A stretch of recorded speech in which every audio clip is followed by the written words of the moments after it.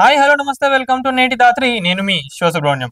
పేరున్న హోటల్ కదా అని వెళ్తే కళ్ళకు కనికట్టు చేసే వాళ్ళు ఎక్కువైపోయారు. నేను ఇప్పుడు చెప్పబోయే దేని గురించి అంటే మన బంజారా హిల్స్ లో నీలోఫర్ కెఫే ఏదైతే ఉందో దాని గురించే. గుర్తింపు రాగానే నాణ్యతలో రాజీ పడుతున్నారు. నిజం చెప్పాలంటే నిర్లక్ష్యం చేస్తున్నారు.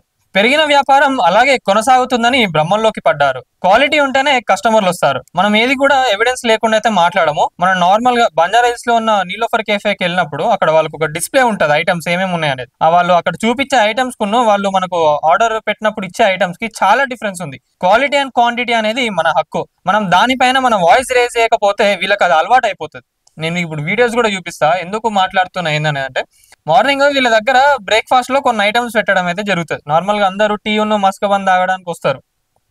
సేమ్ అదే ఇష్యూలో మనం ఒక పన్నీర్ రోల్ కూడా ఆర్డర్ చేసినప్పుడు ఇప్పుడు చూడండి, డిస్ప్లేలో పెట్టిన ఐటమ్ కును ఇప్పుడు నేను మీకు చూపిస్తా చూడండి, ఇక్కడ ఎంత స్టఫింగ్ అవుతుందో జనాలు ఆ స్టఫింగ్ చూసి మోసపోతుండ్రు.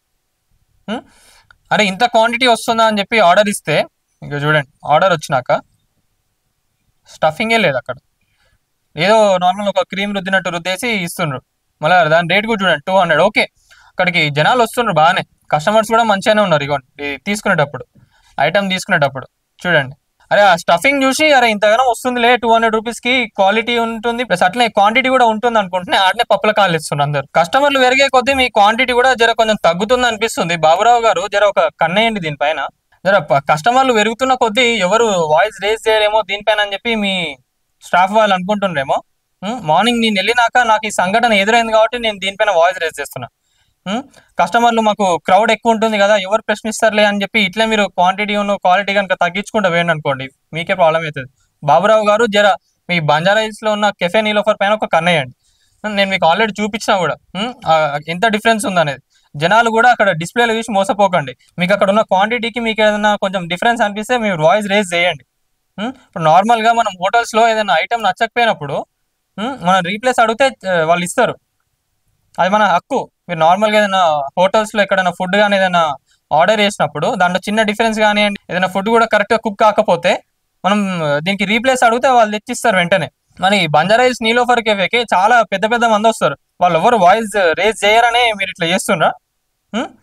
మళ్ళీ అది కూడా పొద్దున్నే మళ్ళీ అదేదో జనాలు ఉన్నప్పుడు స్టఫింగ్ లేదా కొంచెం క్వాంటిటీ తగ్గిందంటే ఒక అర్థం ఉంటుంది. అంత పొద్దున కూడా చూడండి, నేను మీకు చూపిస్తున్నాను అక్కడ డిస్ప్లేలో ఉన్నదానికి నాకు ఆర్డర్ వచ్చిన దానికి ఎంత డిఫరెన్స్ ఉందో. డబ్బులు ఎవరికి ఊకే రావు కదా. క్వాంటిటీ అండ్ క్వాలిటీ అనేది జనాల హక్కు అడగడానికి. జర బాబురావు గారు దీనిపైన ఒక కన్నేసి మళ్ళీ ఇట్లాంటి ఇష్యూస్ మళ్ళీ రేజ్ కాకుండా చూడండి. జనాలు కూడా ఒకటి ఆలోచించాలి, మీరు పెట్టే పైసలు ఏవైతే ఉందో మీరు తినే ఫుడ్ కానీ ఏదైనా ప్రోడక్ట్ పైన మరి అంతమంది క్వాలిటీ అండ్ క్వాంటిటీ వస్తుందా లేదా అనేది కూడా చూసుకోవాలి. మీకు ఆల్రెడీ వాళ్ళు అక్కడ డిస్ప్లేలో చూపించినప్పుడు మరి అంత క్వాంటిటీ వస్తుందా లేదా అనేది కూడా చూసుకొని అడగాల్సింది మీ హక్కు. దానిపైన మీ వాయిస్ రేజ్ చేయండి. ఇస్తుండ్రు కదా అరే మనం అడిగితే ఎట్లుంటుందో గలీజ్గా ఉంటుందని మాత్రం ఒక ఫీలింగ్ అయితే మీరు తెచ్చుకోకండి.